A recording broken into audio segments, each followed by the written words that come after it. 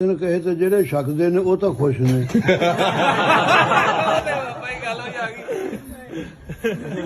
ਪਰ ਬਾਬਾ ਜੀ ਰੱਤੀ ਗਿਆ ਨਾ, ਰੱਤੀ ਸੁਣੋ ਮੇਰੀ ਗੱਲ, ਜਦੋਂ ਬੱਦਲ ਗਰਜੇ ਉਦੋਂ ਦੱਸੋ ਬਈ ਧਰਤੀ ਦੇ ਉੱਤੇ ਹਿੱਲ ਚੁੱਲ ਕਿਸ ਤਰ੍ਹਾਂ ਦੀ ਹੁੰਦੀ ਹੈ, ਪਤਾ ਕੁਛ? ਮੋਰ ਤਾਂ ਪਹਿਲਾਂ ਪਾਉਂਦੇ ਨੇ, ਇਹ ਮੋਰ ਨੇ, ਇਹਦਾ ਪਹਿਲਾਂ ਮੈਨੂੰ ਪਤਾ। ਜਿਹੜੇ ਸੱਪ ਨੇ ਜਦੋਂ ਗਰਜਦਾ ਨਾ ਉਹ ਡਰਦੇ ਨੇ, ਕਾਲੇ ਸੱਪ ਹੁੰਦੇ ਨੇ, ਬਿਜਲੀ ਡਿੱਗਦੀ ਆ ਉਹਨਾਂ ਤੇ, ਉਹ ਨੱਠ ਕੇ ਖੁੱਡਾਂ 'ਚ ਵੜਦੇ ਨੇ।